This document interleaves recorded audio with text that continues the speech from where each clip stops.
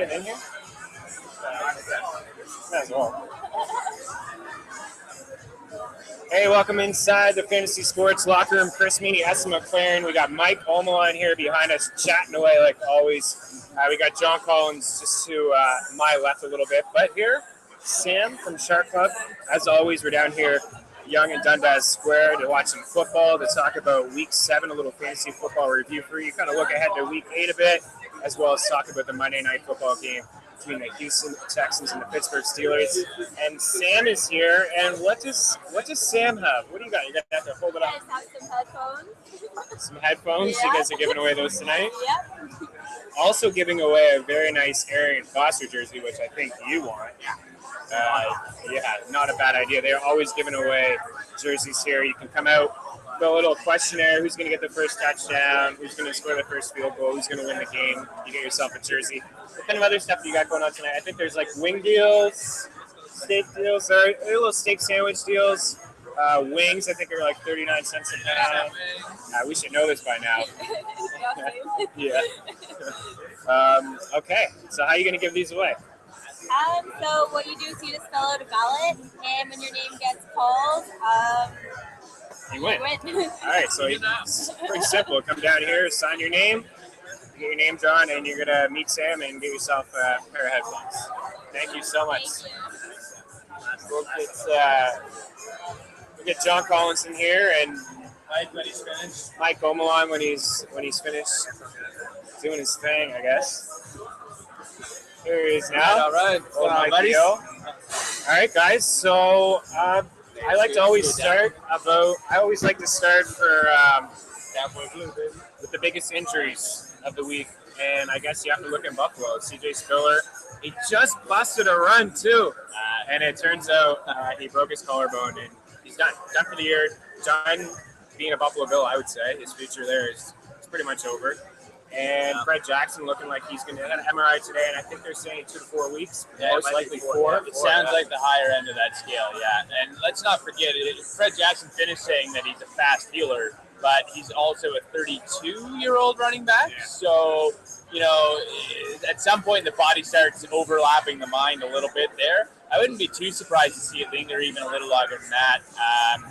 Either way, it's a changing of the guard in that backfield, right? All right, so yeah, that's the point. Waiver wire, I guess the number one priority. Maybe we'll get to Denard Robinson a little bit later on because he looked pretty good. Play Bryce Brown or Anthony Dixon. I think we're going to disagree a little bit on who the guy should be. I think both of them are top of your waiver wire priority. Yeah, I have Bryce Brown ahead of Anthony Dixon. Dixon's the next in line on the depth chart, and according to the coaches as of right now, but Fred Jackson himself said that Brown's a better option. 4.8 career yards per carry in Philadelphia. He's more skilled, and Bryce Brown or Anthony Dixon, if it's a longer-term injury, which might be. Absolutely, and I know that Bryce Brown hasn't been active all season for Buffalo, but sometimes these guys just need an opportunity, right? This is a guy that came to town with a 4.8 yard per carry average. You saw him make a number of explosive runs, most notably in 2012 and not as much last year in Philadelphia. Right. But he is the most talented back there, and now he has the opportunity. So in Week 8, you might not see him lead the committee by any stretch, but as Jackson's injury lingers, he gets a little more time, he gets a little more carries, and speaking of CJ Spiller's contract situation, they're probably going to want to give him an opportunity to see how he looks on the field to make an assessment for their running back situation for 2015. So I think long-term, Bryce Brown is absolutely the ad there. Yeah, one thing I read, too, they think they're going to use Dixon more in passing game, and Bryce Brown is going to get the majority of the groundwork. Yeah, I agree with most of the guys saying. I think if you're looking maybe Week 8, maybe the better play is Dixon, but I think even from Week 9 onward, it's going to be Bryce Brown. 2012, that guy came on, was busting out 160, 180-yard days. Did have a few multi-fumble games, but yeah, he did indeed. He runs with the ball every year. He runs a lot like Shady McCoy. Shady runs like that. That he was the most talented backbone of Buffalo. Yeah, maybe he was just pumping up his tires. That's what you want on the waiver wire. You want that home run potential, and Bryce Brown could maybe give you that. And they gave him a fourth-round pick to get him. Now, I know that Coach Doug Moreau might not be on the same page as the GM there. I don't know, but they gave up a pick to get him. now that the opportunity is there, this guy's got to play. Starting in week 8, and then most notably, I think as they move forward, he's absolutely worth a look. And they're going to have to run. I mean, Kyle Orton's their quarterback. He's not going to be throwing. I mean, ain't no credit Kyle Orton. He had a game. He had a good drive, but they're going to rely on the run to start. You know what, game. Kyle Orton 20. and a 3rd and 12 or something on the same drive. Right, yeah.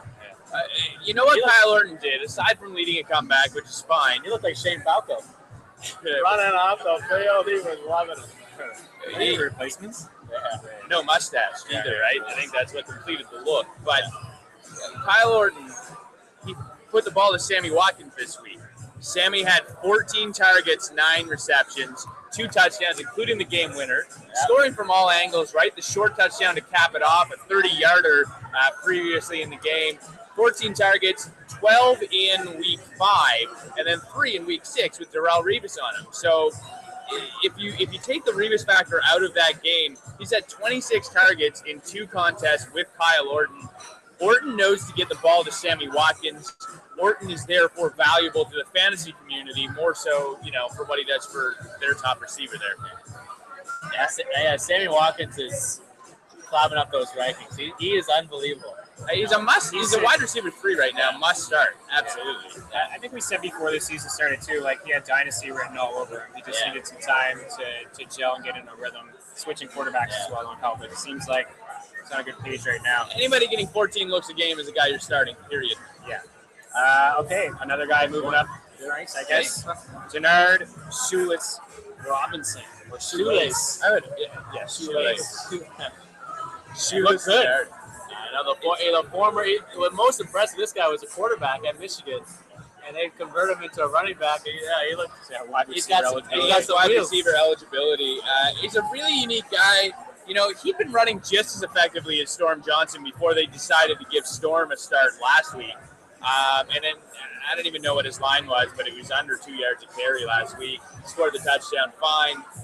But they give Jannard Robinson a crack, and off he goes, right? He looked really good. He did look good. Power runs inside, 22 carries, $123, something of that nature, and he gets the score. We do have to keep in mind that Jacksonville won't be in a position to run heavily in many games this season, right? They beat Cleveland pretty handily, so they were running out the clock a little bit there. That's not an every game scenario for Jacksonville this year. And Toby Gerhart comes back eventually.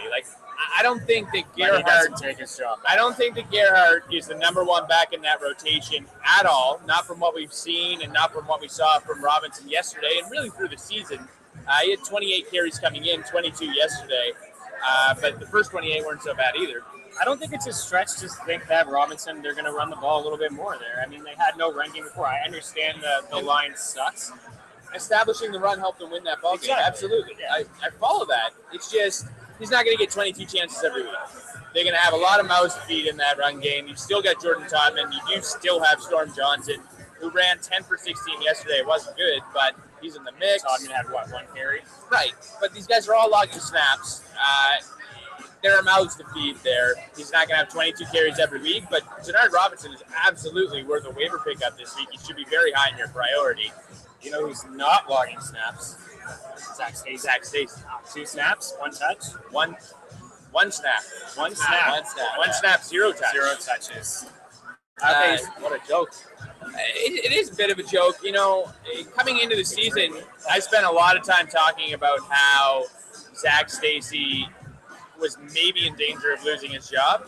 And then I flipped the script. I actually ranked him pretty high after the Sam Bradford injury, and I should have stuck to my guns because he is an ordinary runner, guys. He's an ordinary dude. He hasn't looked that good this season. Benny Cunningham was already looking better.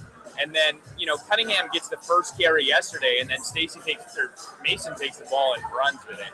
And he looked good. This was right around the same time last year, where absolutely. It takes a little while to get their feet under them, for sure.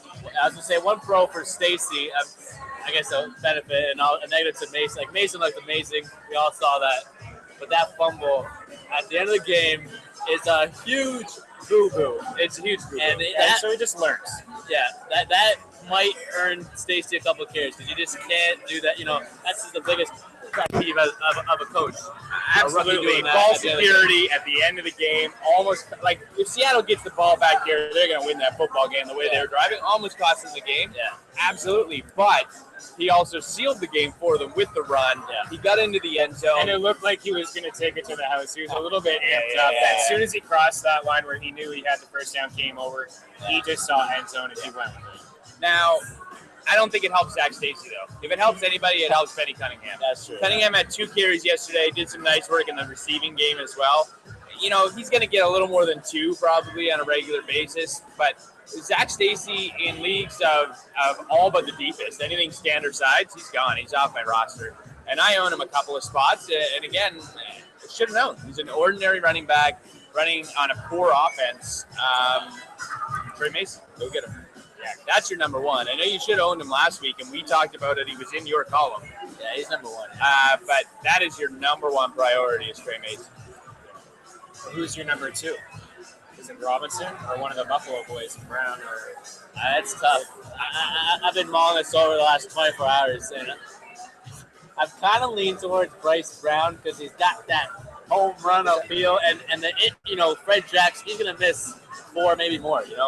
I think they want to see what they have in Bryce Brown. Anthony Dixon, he's an ordinary guy, so that's a job that he Brown looked gassed after just a few rushes. That's a job that Brown could win. Denard Robinson, though. Denard Robinson did look good, but just Buffalo's gonna run. They're gonna make sure they run Jacksonville. They have a better O-line than Jacksonville does. A lot of mouths to feed in Jacksonville, I think too. for me it depends on your needs, right? Again, if you need a Week 8 running back, then it's Denard Robinson over Bryce Brown. Yeah. If you need a guy who we think is going to have a pretty high floor from week to week, like if you're counting on a weekly RB2, you probably want to go out and get Denard Robinson. If you've got the roster space to take a chance on a guy who can really develop into something who is probably going to take the job from Anthony Dixon, then yes, you go ahead and put your claim in on Bryce Brown. But I think that's how I'd order things. Is that fair? Yeah, I'll agree for the most part. But if you want someone for Week 8, Gary McFadden's 40% owned, Yeah. and gets the league's worst run defense in Week 8 of the Cleveland Browns. Go there and get McFadden. He's probably available. A big concern from that Robinson game, we were high on Ben Tate, and he didn't do anything. And maybe is that all due to Alex Mack? The center gone. You got to wonder about We did that. talk about that last week. And I looked at it a little bit just on Pro Football Focus, and I think he had 6 carries. No, he had 5 carries on either side of the center this week, Ben Tate particularly, and they went for 6 yards. Outside of that, between the guards and off tackle, he actually looked pretty good running the ball. Had a rough time on either side of the center, and of course that whole rushing offense, whether it was Kroll, Tate, or Terrence West who got in the mix, nobody was running the ball against Jacksonville, who has an okay, not great front 7. So you've got to wonder, it wasn't a good first game without Alex Mack, I'll say that. Who would you rather have long-term right now, Hillman or Trey Mason? Hellman. That was a huge discussion today at the Fantasy Sports Network. Had Rob Silver come in today. Monty Ball's going to be back at some point. Yeah, he looked horrible for a long time. And I don't think that Monty Ball gets his job back automatically, I'll tell you that. I would say that he's probably a bigger threat to take the starting job than would be Benny Cunningham. I really think they're going to let Trey Mason run with that. But Cunningham's still going to be involved. Hillman in that offense, I think that's why you side with the Denver running back. You take a chance there. And there's sort of this misconception that Hillman's this old guy in that running back group. No, he's not. He's 7 months older than Hillman. I think it's, third year? Yeah, I think it's 9 months younger than C.J. Anderson and just a few months older than Ricky Juwan Thompson. He's still a young guy and still has a chance to become that back of the future in Denver. And he which, looks, as we all know, is a great job to have. He looks like a mature running back. Like, he looked like he had good vision last night. He's running hard. I mean, part of it was against the deflated San Francisco defense, but running hard to the hole, good vision, hit his holes, hit his spots, and it's possible that as a young man, he's finally growing into the game. Again, he's not 30 years old, right? I like Ronnie Hillman. Yeah, it was laughable when he was brought up when Monty Ball was ranked so high. Like, he could step in there and take his job. Obviously, he didn't do it just by playing. It had to be an injury. But I tweeted Jake Seeley today, the all-in kid, had a really brief back and forth with him. And he was saying that, again, Hillman does look a little more mature. He looks like a more polished runner this season. And I said, listen, I use Ronnie Hillman coming into the season as a reason to believe in Monty Paul as a high-ranked back because I just didn't see him as a threat to his job. I said, there's nobody there going to take it. Well, guess what? 2 weeks in, he had a very good game against a tough defense in the New York Jets, and then he made San Francisco look silly last night. Monty Ball's going to have a hard time taking that job back. All right, that pretty much wraps it up for waivers. You got any more guys we didn't mention? That was the big names. Jared McKinnon, even Ronnie Hillman, Jeremy Held, these guys are still available in close to 50% of leagues. Go take a look at them there. Bengals, do we want to talk about Jeremy Hill and Gio? Just an off day from those guys? They, combined for 2 points? I think that offense just struggles without A.J. Green to take the top off, right? Mohamed Sanu had a very nice week a week ago, but he and Jermaine Gresham combined for 21 targets this week, and that offense is not designed to force 21 targets to those two players. What did Gresham, 9 catches, 28 yards? Gresham had 10 for 48. Okay. 4.8 yards per carry, 4 per target. It was awful. Those kids And I'm not trying to were hitting distance hard. And that was another thing I was going to say is that they were ready to tee off because they're forcing balls over the middle, under 5 yards of target to Jermaine Gresham. And then Mohamed Sanu had a rough day. I think he made 3 catches on 9 targets. So when the rest of the offense isn't functioning well, the Colts just teed off on that running game. I mean, did you see that? Yeah. Man. Did you hear Seattle offer Percy Harvin to the Colts for Fleener? All they wanted was a tight end. I know. I heard they called Denver and offered him for Julius Thomas. That's a little bit of a joke. Bit of a stretch. A couple other tight ends, Jenkins from Tampa. And Dwayne Allen being a tight end, he looked, he made a huge play, 53 yards, 3 catches. Top run. You want more, but that's the problem with Indianapolis right now. Any luck is spreading the ball all over the place. Like Reggie Wayne, it's getting hard to start him. He's just not getting the targets. And he's going for an MRI today? He's going for an MRI. Yeah. Now, he actually matched T.Y. Hilton in targets this week. They each had 8. Hilton caught 7 balls, though, for 107 yards, and he's clearly the more explosive receiver there. Yeah. You want Reggie Wayne on the field to keep defenses honest against Hilton. Yeah. So that's the biggest concern for me with Reggie Wayne's coming MRIs. If he misses any time, we saw last year that he really, he's a slight guy and he excels over the top. I think you want a nice compliment to T.Y. Hilton, and I don't think Hakeem Nicks keeps defenses as honest as Reggie Wayne does. So that's what I'm watching the MRI for. Because, again, he went 8-7, 107 yesterday. Nice-looking game. 2 200-yard games in a row for T.Y. Yeah. All right, so talking about Seattle just a little bit there. Bolden had a nice game. Baldwin had a really nice game. Yeah, it was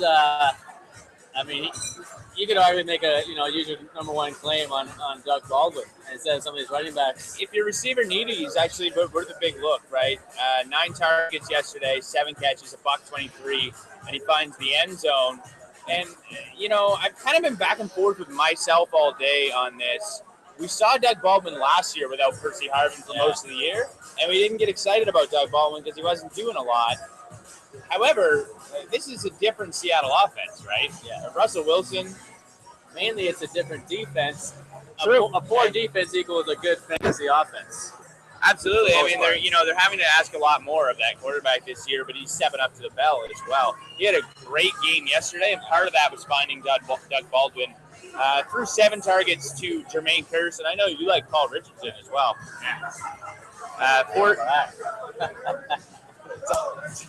I'll talk about it if you like. I'm just trying to cue you up. 4 targets, 4 catches, and 40-some-odd yards. It's not a barn burner of a day, but he was the 3rd most targeted receiver there. Seattle's in a pile here, and they need a wide receiver. I feel like they need one. I think the trade, it obviously helps Baldwin. I actually think it helps Wilson a little bit because you'll see him use his legs a lot more. He was able to against St. Louis for sure. Absolutely. And it should help Lynch a little bit more. They're going to run the ball, but they need that. I feel like they need that threat, that deep threat guy. Well, and that's what they think Paul Richardson can be. This guy was a 2nd-round pick. They've been saying he's the closest comparable to step in that similar type of role, that big playmaker role that can sort of do it all, and he's not a douche. So that's going to add into something in his favor as well. So I like large thing going forward. What do you think about Percy going forward? Does that mean Percy's a douche? Percy's a douche. All right.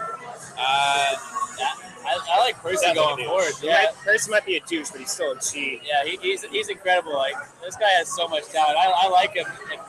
If you have him on your team, I mean, you're starting him. No, You're going to Jets continue are to start actually him. going to use him. He wanted to be used more he downfield. didn't get used in Seattle. Right. It was interesting that Pete Carroll came out and said, we've got to start using Percy Harvin down the field on Thursday. And then on Friday, he was gone. So, yeah, maybe they do unleash him down the field a little bit. I'm not going to say that Geno Smith is the most accurate downfield passer in the NFL, though. All right, the other night. He looked pretty good against that New England Patriots secondary. Indeed, so did the run game there. Really took it to him. Not were surprised impressive about that. The Jets were impressive, but they always play New England hard. I'm not sold on Geno Smith. He gets downgraded quarterback, Percy Harvin. He probably gets an upgrade in playing time, and it's probably a wash. So, yeah, you're going to start him as a wide receiver 2-3, and you're going to hope for the best. See some big games, see some duds, and I think it's a wash. I think the trade, in terms of his value, is just, it is what it is. Downside for Decker. Slight bump. It might be nice if I was Eric Decker to have a little help. Have a guy that could take the top off. They have to respect a little bit because defenses are not respecting Jeremy Curley and Greg Salas right now.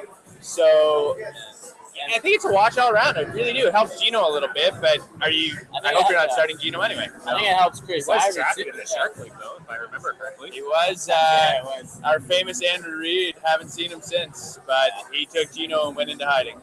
Yeah, I was gonna say I think it helps Chris Ivory because when Percy's in the backfield, Yeah, you're absolutely. gonna have all the attention on Percy Harvin.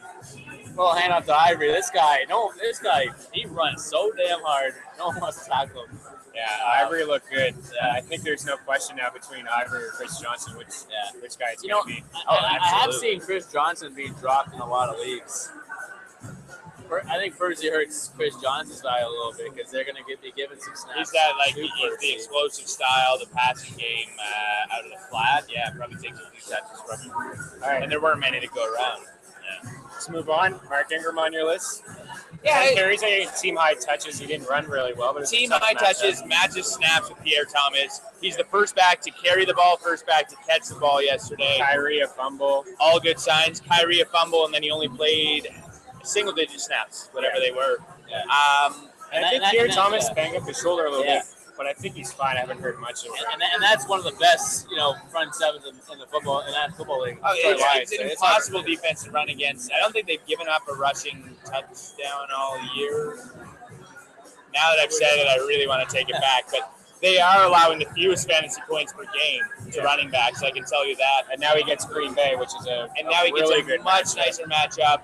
It might take him a week or two to really assert himself, particularly after a 10-carry, 16-yard performance. But he had a dozen touches, more than anybody else. Travaris Cadet used only in the passing game there yesterday. So before long, he's your early down running back, and he looked really good the first few weeks of the season. So I'm into Mark Ingram. If you can afford to reserve him, but keep him on your roster and get ready to roll him out there. Torrey Smith owners happy.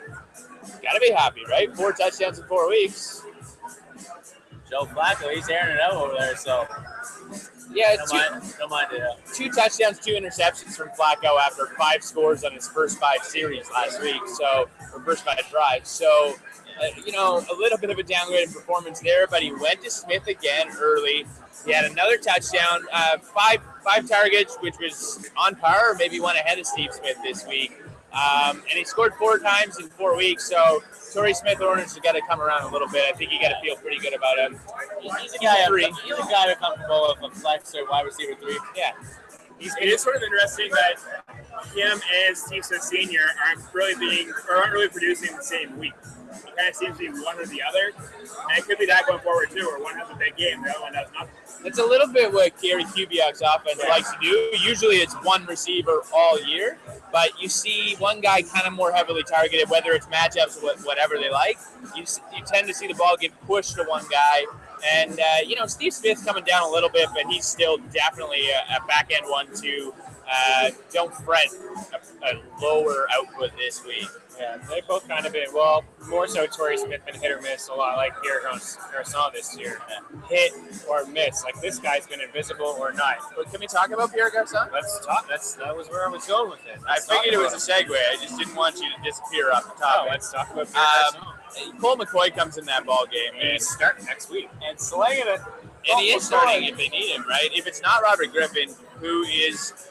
They said if he looks very good in practice this week, he can start. I don't even know what that means. But they're probably going to send Colt McCoy to the Dogs in the Big D Monday night. And then maybe let Griffin come back in week 9, or do they have the bye in 9? I think they have the bye in it. At any rate, you're going to get Griffin back on the field pretty soon. But what I liked about Colt McCoy in the second half is that he went after Pierre Garçon. Garçon finished with 6 targets to lead receivers, 5 catches, 87 yards, and a score. And he only had 2 of those targets when Kirk Cousins was in the game, and Cousins had barely been using it. He threw him a bunch in the Philly game, which we all saw, but after that, he was getting a handful of targets every week and not productive. As soon as Colt McCoy steps in, lights it up. I like that very much. Good news for his value moving forward. You've got to figure Robert Griffin's going to move him as well. So if I'm a Garçon owner, I couldn't be happier that Kirk Cousins is out of the picture. See ya. Yeah, he's weak, man. Some of the interceptions he's thrown over the past couple weeks they've been awful. He started doing it in the New York game. He's just telegraphing his shows, right? I feel like I could go out there and pick off a few of those balls, you know? It's crazy. He had his opportunity there, and he didn't capitalize. And he'll be a forever backup. Maybe they should have traded him when they had the chance. Yeah, I know, yeah. All right, Jarvis Landry, a few targets, played 42 of 70 snaps. Yeah, I just wanted to point out, I guess, if you get excited about Landry a week ago, and you probably didn't add him in your leagues, and then he didn't do anything this week, so a lot of guys are going to let him get off their radar, right? But Landry had 5 targets, made 4 catches, had a pretty nice little game, played 42 snaps and 3 receiver sets. And Brian Hartline was on the field more, but he only had 3 targets. He's really being phased out of that offense. And it's an offense they can probably support 2 wide receivers because Ryan Tannehill's not doing too bad, right? Yeah, Ryan Tannehill is actually doing really good. He's had 3 very good games since that game in London against the Oakland Raiders. Ever since his job was questioned, we heard Matt Moore might become the starter in Miami. That was ridiculous. Ryan Tannehill stepped up in a big way with 3 great games. Running the ball well, too. He's actually 4th in quarterbacks in rushing yards of the season. Yeah, and he's always been a mobile guy, right? Like, it's not like that's a surprise. He gets out of the pocket pretty well. You know, he's a 2. But that Bears defense is pretty terrible. That Bears team is pretty dysfunctional, or are we worried about that? They're awful. They are awful. Oh, what do we got here? A little thing. No, that's nice. Hey, nice. Show it up to the camera. Did you apparently broke some kind of record? Yeah, I've heard of this guy. Yeah, I don't know. It's pretty good. Did you buy that today? Yeah. Okay, so she just won a Peyton Manning t-shirt, which is pretty cool. Yeah, there you go. All right. Manning. They're always giving away good things down here. They've got the Arian Foster jersey to go. It looks mint. I'm not even a Texans guy, but I'd like to get my hands on that. Yeah, if you have a chance to get down here, watch a football game, do it. If you can't make it down this Monday, you come down. They're giving away a jersey every Monday here, and it's a pretty good time. They got some good deals and stuff. Where do we go from here? I guess. Then, like, you talk about Miami, Charles Clay. He had a pretty game. You know, Charles Dice Clay. Yeah. You know, he was banged up with his knee all year. That was the healthiest he's looked. And you know, we just mentioned how Tannehill was looking. So, and he did look good running around out there, right? He looked a little more free. He had the bye week and then a game since, and I think he's kind of healed up a little bit. Charles Clay was a top 7 or top 8 fantasy tight end last season. So, you know, don't let him disappear off your radar. I know he's in your piece this week. Yeah, he's number 1 tight end for sure. You know, we've seen Gavin Escobar produce well.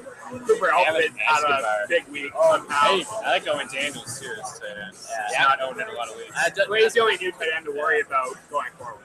Don't be afraid to go that double tight end set with a flex position. If you have a nice tight end, even if you have like a Gronk, Julius. You're only starting Escobar if you're in a 2 tight end league. Yeah, what did he play? He played like 25 snaps yesterday, guys. Put some of these guys in the flexes or something like that. Even Charles, like I was saying, if you have a good tight end, go pick up Charles Clay and start him in the flex. Charles Clay, yes. Okay. Gavin Escobar, a little piece of trivia for you. He has those 2 catches. I think that's great. And Jason Witten certainly is coming down. But he only had 3 targets and 3 receptions yesterday, 2 of them for touchdowns. And Dallas's tight end coach was New York Giants tight end coach last year. Maybe he knows a little bit even about how the team defends the position. Maybe that's why you see an explosive game from Gavin Escobar. I don't know. I'm just saying, it's not every game that a guy plays 25 snaps, has 3 targets, and scores 15 fantasy points. So just hold your breath. Yeah. But Jason Witten owners have to be worried, and you can't be comfortable starting him Off your roster. Yeah. I wouldn't hold any shares of Jason Witten. He's a blocker. He is, and he's doing a great job blocking. It's great, yeah. Like he's the man. Absolutely. That was great. And he is a key to that run game that allows DeMarco Murray to carry the mail the way he does, but he's being used as a blocker, and he fits well as a blocker at this stage of his career. He's not a fantasy tight end. Charles Clay for Jason Witten is a move I'd make right now as an example. Carolina D stinks. Yeah, they stink. Their run defense in particular. Did you guys watch that Packers game yesterday? Yeah. It was blowout, so I didn't spend too much time watching. Yeah, so I gave up on the second half as well, but you saw in the first quarter, both Eddie Lacy and James Starks scored touchdowns. Both of them ran for 5-yard per carry averages, and they became the 4th pair of rushers to score 9.5 fantasy points or more each in a game against Carolina. And they've only played 7 games this year. That's a buffet. Next week they get Seattle. I'm not totally sold on Robert Turbin, but I'm all in on Marshawn Lynch. And until we see otherwise, no Greg Hardy for Carolina, right? Right. That's a defense that you are rolling running backs out there as a must start against until we see them make some tackles. And they're not making them right now. Speaking of defenses that we thought were good, like the Cincinnati, Trent Richardson made that defense look silly. I think it goes to show how He was weak so that run bad, D is. Sorry? I think it goes to show how weak that run D is in Cincinnati. Like they had -1 point the week before, -3. Now they're dealing with a few injuries on that line as well, right? So they're going to get healthy. You might want to readjust your expectations after that. But Burfict goes out in this game. They had a few injuries coming in.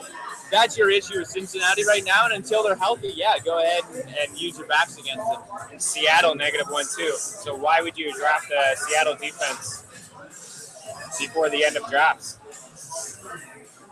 I got them too. I have them on one of my rosters too. Yeah, I don't know. A key thing too. You gotta look at the schedule sometimes. I like having defenses, and I like taking them early. I like having 2, sometimes even 3, because everybody's streaming, and you just gotta make the right choice. And this year, Seattle wasn't the right choice. And you look at the schedule; that is the problem, is that it's transitory from year to year, right? Yeah. And, Seattle, too, especially on the road, it's not a defense that you can start. At home, I still like Seattle defense, depending on the matchup, though.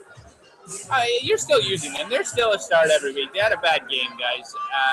Now, they're not a dominant defense They also anymore. have like the second or third fewest fantasy points among defenses. It's still strong. Anyways. defense. I know they That's that 6th-round pick, Mike. you didn't pick him at a 6, did you? So, if you picked him at a 6, he might be out of That was the your ADP, so he's lucky he did not pick him that. Let's talk about some other fallers. You told people if you didn't start Antoine Smith, you were missing out on a 4-yard touchdown. Yeah, and it's either, I said at the time, it's either gonna be that or it's gonna be a 1-point day. It's 0.9 day. That's gonna be the risk. Do you see And that is the risk. him stepping in? And Steven Jackson looked awful again. Steven Jackson, I don't know that he had a low yard per carry yesterday, and they have a bad-looking offense. That offensive line is injured beyond all recognition right now, and it was bad when it started. So, yeah, I'm avoiding Steven Jackson. In the most part, I'm avoiding him because they're splitting carries among everybody. Antoine Smith is in the mix, Devontae Freeman, Riz Rogers. Steven Jackson hasn't played more than 32 snaps all season. He had 8 carries yesterday, is that right? Yeah, Single digits. 27 yards. Exactly. Yeah, you're staying away from Steven Jackson, but I don't know, you're staying away from that whole backfield except maybe Antone Smith. Like there is one donor, it's Antone Smith, and you know going in that you're gonna have the risk of Absolutely. a 15-point day or a 0-point day. Same as people who started Jimmy Green yesterday. There was that risk that he's gonna have a 0, but you started him because of Jimmy Green. Same reason you might want to start Antone Smith because 7 of his games this year, Inappropriate 6 or 7 formats, games have right? been Like, 6.8. we've talked about this on air, and I don't think the narrative has changed at all on Antone Smith. If you're in a position where you want to start a running back that's going to get 6 or 8 touches, then I'll advocate for starting Antone Smith as that running back. Because he, on a per-touch basis, he's been one of the most efficient runners in the NFL this season, if not the most. Has a down game this week. That is the risk you're taking. But if I've got, a similar back who's projected to get 6, 8 touches, and I'm weighing that option, say it's a 14-team league with a flex, say I'm battered and bruised and I have a bunch of injuries, then yeah, go ahead and roll with Antone If Smith. your team is completely awful, maybe Antone Smith. Deep league stardom. So there's a question here. This guy was offered Golden State or Torrey Smith for his Gates, and he has Graham. Yeah, gone. What are you doing? Capitalize on Antonio Gates while you can. He's got 7 touchdowns this year. He's getting tons of end zone looks, but I don't know that lasts forever. I'd take that deal in a heartbeat. I can't believe somebody would want to trade Golden State. Yeah, it's crazy. I traded Antonio Gates in this Shark Club league a few weeks ago for Percy Harvin. And, at the time, I was told it was a little bit lopsided. Now the Gates side of that trade doesn't look so bad, but we'll see how Harvin does in New York. Anyway, I take that. Yeah. The You trade go ahead and position go was get straight, yourself right? Golden State. Okay. See you up tonight, or you want to talk about Sankey? I can get out of here on that, actually. Jarek McKinnon had a really nice game. They talked about how they were going to let Matt Asiata do some work this week, and he did not.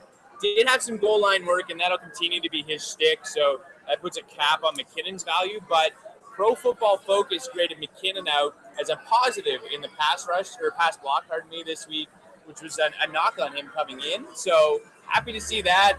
19 carries, $1 I really like the production from Jarek McKinnon. He's an RB2 for me going ahead. It's nice to see Cordell Patterson get a touch in the red zone there. Although, I don't know if you want to be fooled by that. Chances are, did you Next start touch in him? the red zone. Most owners probably didn't even start him. Most owners might not have needed to. He only scored 6.9 fantasy points with that touchdown, right? I wouldn't be fooled by the touchdown. I'd actually be just as concerned about Patterson this week as I have been in weeks past. You still need to see more. What was my number? Jarius Wright had 4 targets this week, and I actually don't have it on my notes here, but Wright had 4 targets this week, and since Teddy Bridgewater taken over, Wright is heavily, much more targeted than Cordell Patterson, and Greg Jennings leads the group, so I'm concerned as a Patterson owner. But the touchdown was nice. Red zone touch, just a little slip out from the backfield. I liked it. There's some reports too that the Browns are considering Johnny Manziel. It's pretty funny. Everybody was on Hoyer coming into this week. Hoyer's amazing. Oh, his deep ball passes are just fantastic. This and that. He's going up against Jacksonville, and he looked awful. It was awful. He looked horrible. Yeah. But I don't think they go to Johnny yet. Not yet, but No, now with the record being what it is, right? I mean, the season's not over. they're in the mix. So yeah, but that's why if they have a couple more stinkers, it might only take one more Might stinker. take one more. Yeah. He's earned himself 2 stinkers in a row. He's in a position of consecutive stinkers. He has the Raiders next, so it's pretty unlikely that he has. Yeah, so if he doesn't stink against the Raiders, then it might be Johnny Football time. Bishop Sankey, we were talking before we went on air. Ken Wisenhunt said that he wasn't impressed with Sankey.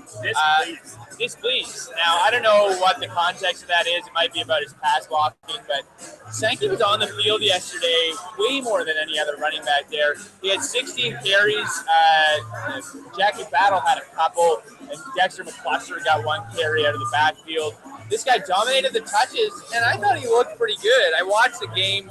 He had at least 2 long gains, including a touchdown, brought back on holding penalties, and he had some nice cuts. Maintained upfield vision, moving horizontally and then getting back vertical really quickly. I liked Bishop Sankey's running. I'd be surprised if he isn't the lead back there moving forward. I know it wasn't a big game, but I think he's still under radar. I'm not sure how Whisenhunt can look at those 4 running backs, be displeased with Sankey, and be like, well, the other 3 are okay. Right. No, they Yeah. suck. I'm displeased with my running back situation. Yeah. Kenneth Wright had a nice game. Not sure what to make of it, but 2 out of his last 3 he was nice, and then the week in between he had 1 target. I don't know. Okay. All right. Let's talk tonight. Yeah. Houston Texans, Steelers. Texans, Steelers, Foster jersey. I'm going to go off the radar and just start with a rookie that I'm really excited to see tonight, Martavius Bryant. 4th round pick. 6'4", 200 pounds. No, Marcus Wheaton didn't look too good last week. Right, No. so Wheaton to me looks dynamic every time he touches the ball, but his numbers have not panned out this season. I don't think he's top 60 yards receiving in a game. He's getting lots of targets, and they said coming into the week that Martavius Bryant might pick up a few of those. You're going to see him get a few snaps, I'm sure. yeah, well, he's in, I think, John Brown or Justin Brown? Justin Brown is out. Yeah, I don't know Oh, his he's name. out. Justin Brown's He's out. inactive, and Brian is active. Let's see what Brian can do. I'm excited to see what he can do. You might not see it right away, but he's a talented wide receiver. Like I said, drafted last year, 4th round. So We're the luck, man. pick, bro. Hold on, Emma. Yeah, no, you go first. Please. I'm switching subjects, so. That's what I also you can always am. talk about Brian. I say what on the Texans side, make sure your whole line's Alfred Blue, because I'm just waiting till Aaron Foster's hamstring goes out again. It's coming. He looks to be amazing. said for your boy Murray, though, right? Sorry, Murray can't get hurt, but Foster can. Foster. Hey, Foster. If we're He already changing missed the game this year. if we're going back to Dallas, I'm not. changing that conversation for what it's worth. I'm not talking about how he's going to break down over 30 touch games. Murray's good to go. I'm talking about 2,100 yards. That's what I'm talking about. This guy's on pace to do it. They're running through him. He injured his ankle yesterday, came back to the field, running hard. DeMarco Murray's a 2,000-yard running back this year before he gets hurt. What makes him a walk over Foster? Foster already missed 1 game, and he's like 50-50 like half the week. I'm not worried about Foster. Yeah, you have Randall and you have Blue stashed away. You can get them both. Yeah. You have 100%. Randall more than Blue. That's a great idea. Randall splits snaps again yesterday. 7 snaps, Dunbar had 7, and Dunbar got a few carries last week, which he hasn't had in recent weeks. I found that interesting. As far as tonight goes, I am fired up on Arian Foster. This Pittsburgh Steelers defense is not your grandpa's Steelers. They've been run on this season. I think Foster's going to have a really nice night. I think he takes Houston to a victory, him and J.J. Watt. Probably hasn't lost on a Monday night in 20 years. At home. That is an interesting statistic. Yeah. But everything Not comes worried. to an end. J.J. Watt. I'm looking Just for a for touchdown again. I'm looking for Hopkins to come up big on prime time. Well, Hopkins came up poorly on primetime on Thursday night. He looked like a fool going after that fumble, and I think that kind of goes one of 2 ways. So you're going to see how he and the team react to a poor outing on Thursday night. Either he comes up and has a big game, or you might see who's the guy, Damaris Johnson? Is that who it is? Former Eagle. I don't like those Thursday games. Receiver Though. there. I don't know. I don't like those Failed Thursday now. games.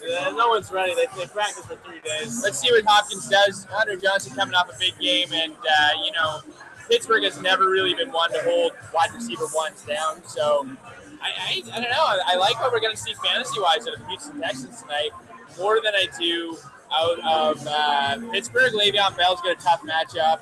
Antonio Brown can beat Jonathan Joseph for sure, but that's all I really like there on the Pittsburgh side of the ball. He's had at least 5 catches and 50 yards. What, 22 games? 20 some odd games. Yeah, it's unbelievable. Is that streak end tonight? Jonathan Joseph, he's not a threat. He hasn't shut anybody down. I like Brown. Let's see what Brian does. Go from there. Jordy Nelson or Antonio Brown? Jordy Nelson. They're neck and neck. They are. They're probably your top 2 right now. Yeah, they're Now, 1-2. They're 1-2. And Demaryius Thomas, we don't want to forget about him. Yeah, he's back up now. I believe he's second in points now. That's had a nice second half yesterday. 7 catches. Can't find the end zone, though. All Oh, right. he was so close. SC, you can find his waiver wire piece. FantasySportsLockerRoom.com. Mike Beaumont, S. McLaren, John Collins, Chris Meany. I guess we'll catch you again next week. Get down here, Shark Club. Get yourself a jersey. There you go. Yes. Double trouble, Desi and DeMarco.